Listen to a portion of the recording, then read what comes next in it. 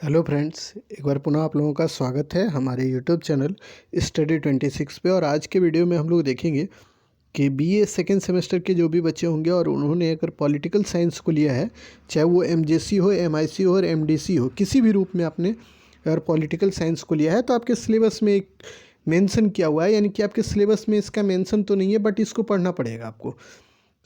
आप जब making of Indian constitution को पढ़ते हैं ना, तो वहीं पे इसको मेंशन किया हुआ है कि आपको वहाँ पढ़ना चाहिए कि भारत के संविधान का जब निर्माण हुआ तो उसके लिए कहाँ कहाँ से एविडेंस लिए गए, यानी कि भारतीय संविधान के कौन कौन से स्रोत हैं उसको आपको पढ़ना होगा। तो चलिए उन्हीं चीज़ों पर बात करेंगे। तो देखिए, भारतीय संविधान के दो तरह के स्रोत हैं, यानी कि दो तरह के सोर्स का यूज किया गया है। यानी कि सीधा मतलब ये समझिए, जब भारत के संविधान का निर्माण किया गया तो उस समय भारतीय संविधान के निर्माण करने वाले लोगों ने, यानी कि बी आर अम्बेडकर और भी जो भी लोग थे उसमें जुड़े हुए, उन लोगों ने भारतीय संविधान के निर्माण करने में कई एक देशों के संविधान को पढ़ा और उससे जो मेन चीज़ें निकल के आई उसको उन्होंने अपने संविधान में रख दिया। तो ठीक है, उसी के आधार पर हमारे संविधान का निर्माण किया गया है।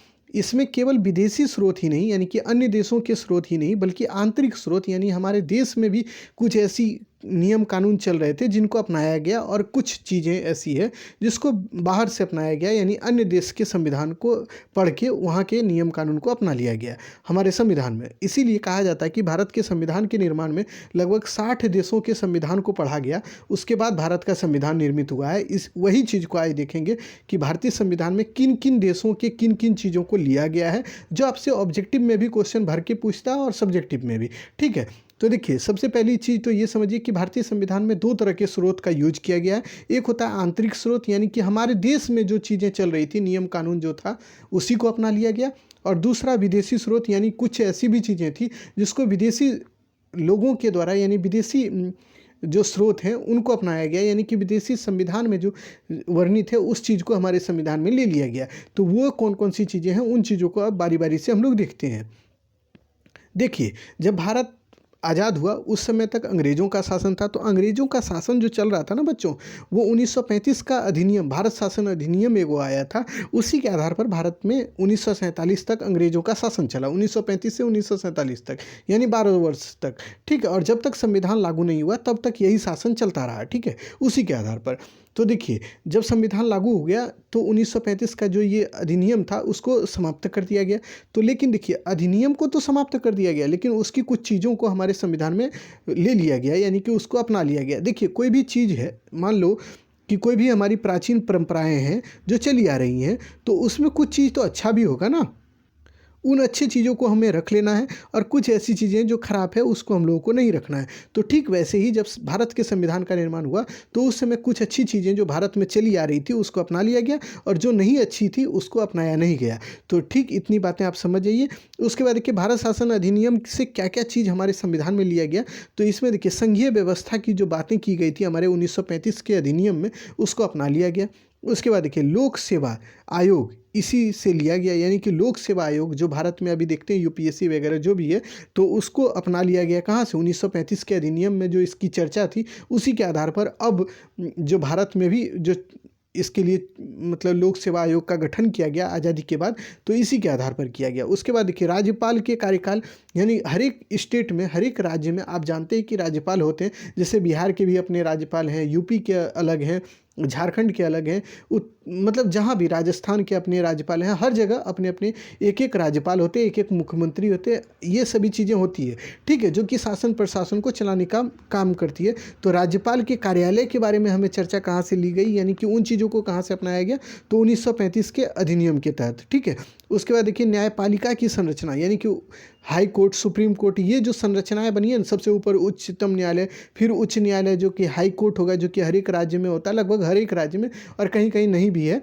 तो उसके बारे में आगे हम लोग पढ़ेंगे, जब इसको आगे चल कंटिन्यू करेंगे तो वहाँ पे हम लोग पढ़ लेंगे। ठीक है, तो उन न्यायपालिका की संरचना के बारे में भी हम लोगों ने, या हमारे संविधान में जो लिया गया वो 1935 के अधिनियम के तहत ही लिया गया है। इतनी बात जान लीजिए कि भारतीय संविधान में 1935 के तहत 4 चीज़ों को लिया गया। वो क्या है? तो संघीय व्यवस्था को कहाँ से लिया गया? 1935 के एक्ट के तहत। लोक सेवा आयोग जो है उसको भी, राज्यपाल के कार्यालय कैसे होंगे उनको भी, और न्यायपालिका की संरचना कैसी होगी, इन चीज़ों को यहीं से अपनाया गया। ठीक है, अब ये इसी को बोला जाता है आंतरिक स्रोत, यानी कि ये हम लोग कहीं किसी और देश से नहीं लिए, बल्कि हमारे देश में ये ऑलरेडी चला आ रहा था, अंग्रेज़ों ने इसको चला के रखा था, उसी को हमने अपनाया। अब देखिए कुछ बाह्य स्रोत हैं, यानी जिसको विदेशी स्रोत बोलते हैं, यानी कि हमने कुछ ऐसे भी स्रोत लिए, यानी कुछ ऐसी चीज़ें भी हमने अपने संविधान में लिया जो अन्य देशों के संविधान से लिया गया है। तो वो कौन? तो देखिए आपसे बोलेगा संसदीय प्रणाली, उसके बाद द्विसदनात्मक व्यवस्था और विधायी प्रक्रिया कहाँ से लिया गया। आपसे क्वेश्चन रहेगा कि संसदीय प्रणाली भारतीय संविधान में कहाँ से लिया गया, तो आप सही कीजिएगा ब्रिटेन से। उसी तरह पूछेगा द्विसदनात्मक व्यवस्था और विधायी प्रक्रिया ये कहाँ से लिया गया है, तो यह भी ब्रिटेन से। यानी कि याद आपको रखना है कि संसदीय प्रणाली हो या द्विसदनात्मक व्यवस्था हो या विधायी प्रक्रिया हो, ये हमारे संविधान में ब्रिटेन के संविधान से लिया गया है। इतनी बात ध्यान में रखिएगा। उसके बाद देखिए प्रस्तावना का विचार और मौलिक अधिकार, यानी प्रस्तावना जो हमारे संविधान में लिया गया है और मौलिक अधिकार के जो विचार हैं उसको कहाँ से लिया गया है, तो संयुक्त राज्य अमेरिका से लिया गया है। तो ये ध्यान में रखना है कि मौलिक अधिकार के विचार को अमेरिका से लिया गया और प्रस्तावना का विचार भी अमेरिका के संविधान से लिया गया है। उसके बाद देखिए ये तो बहुत ज़्यादा पूछा भी गया है कि राज्य के नीति निर्देशक तत्व का जो है प्रिंसिपल ऑफ, ये जो राज्य का नीति निर्देशक तत्व का जो हमारे संविधान में लिया गया है, इसको कहाँ से लिया गया, तो ये आयरलैंड के संविधान से लिया गया है। तो ठीक है, इसको याद रखिएगा कि आयरलैंड के संविधान से राज्य के नीति निर्देशक तत्व को स्वीकृत किया गया हमारे संविधान में। जब हमारे संविधान के निर्माता जो लोग थे उन्होंने 60 देशों का संविधान को पढ़ा ना, और जो उनको कहीं कहीं जिस देश के संविधान में अच्छा लगा ना, उसको उन्होंने ले लिया और हमारे संविधान में रख दिया है। ठीक है, उस चीज़ को ध्यान में रखिएगा कि आयरलैंड से राज्य का नीति निर्देशक तत्व यानी DPSP जिसको बोलते हैं, उसको अपनाया गया है। उसके बाद देखिए मजबूत संघ सरकार वाली संघीय व्यवस्था और केंद्र और राज्य में राज्यपाल की नियुक्ति कैसे होगी, इस चीज़ को कहाँ से लिया गया, तो ये कनाडा के संविधान से लिया गया है। यानी कि आज जो हम लोग देखते हैं कि हमारे यहाँ एक मजबूत जो है संघीय व्यवस्था है, जैसे प्रधानमंत्री होते हैं, उनके मंत्रिपरिषद होते हैं, ये सब जो कार्य करते हैं, जो आप देखिएगा केंद्रीय स्तर पर, तो ये जो व्यवस्था ली गई और फिर केंद्र और राज्य में जो राज्यपाल की नियुक्ति की जाती है, तो ये कहाँ से लिया गया, ये कनाडा से लिया गया, इसको याद रखिएगा। उसके बाद देखिए स्वतंत्रता, समानता, बंधुत्व और गणतंत्र, ये जो चारों विचारधारा है, स्वतंत्रता हो, समानता हो, बंधुत्व हो, गणतंत्र हो, इसे फ्रांस के संविधान से लिया गया है। तो इतनी बातें ध्यान में रखिएगा कि फ्रांस के संविधान से स्वतंत्रता, समानता, बंधुत्व और गणतंत्र, जब जानते हैं आपने पढ़ा होगा 1789 में फ्रांसीसी क्रांति हुई, तो वहाँ पे क्या होता है कि स्वतंत्रता, समानता और बंधुत्व का नारा उभर के आया, जिसको सभी विश्व के हर एक देश ने बाद में अपना लिया। और भारत ही नहीं, पूरे विश्व में जहाँ भी ब्रिटेन का कब्जा था ना, वहाँ पे स्वतंत्रता के लिए लड़ाई लड़ना प्रारंभ हो गया, यानी लड़ाई प्रारंभ हो गया। तो यही चीज़ याद रखिएगा कि स्वतंत्रता हो या समानता हो या बंधुत्व हो या गणतंत्र हो, ये फ्रांस के संविधान से लिया गया है हमारे संविधान में। ठीक है, मौलिक कर्तव्य और प्रस्तावना के में न्याय की विचारधारा, जो कि न्याय के बारे में और मौलिक कर्तव्य के बारे में हमारे संविधान में जो अपनाया गया है ना, USSR जिसको सोवियत संघ कहा जाता था, वहीं से लिया गया है। ठीक है, तो इस बात को ध्यान में रखिए कि मौलिक अधिकार के बारे में कहाँ से, अमेरिका में, और मौलिक कर्तव्य, माफ़ कीजिएगा, मौलिक कर्तव्य के बारे में USSR से लिया गया है। ये बात ध्यान में रखिए। और मौलिक अधिकार कहाँ से, तो वो अमेरिका से। कर्तव्य और अधिकार ये दोनों ध्यान में रखना है आपको। ठीक है, चूँकि यहीं से क्वेश्चन आपको फंसा देगा कि मौलिक कर्तव्य कहाँ से, तो ये आप सोवियत संघ मारिएगा जिसको रूस भी बोलते हैं, और अगर बोलेगा मौलिक अधिकार कहाँ से, तो अमेरिका से। ठीक है, तो दोनों चीज़ याद रखिएगा।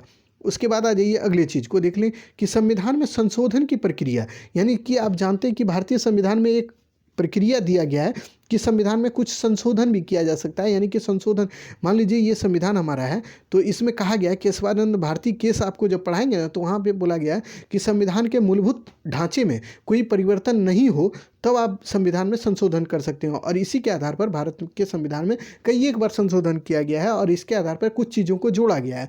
जैसे कि देखिएगा आर्टिकल 21 का ए जो है, इसमें जोड़ा गया है कि जो बच्चे हैं, जो 6 साल से 14 साल के बच्चे हैं, उनको निःशुल्क शिक्षा का अधिकार इसी में जोड़ा गया है। किसमें भाई, तो आर्टिकल 21 का ए में। ठीक है, तो ये भी कब जोड़ा गया, तो ये सब भी हम बाद में बताएंगे आपको। ठीक है, इसको कैसे जोड़ा गया, तो ये संविधान में संशोधन करके इसको जोड़ा गया।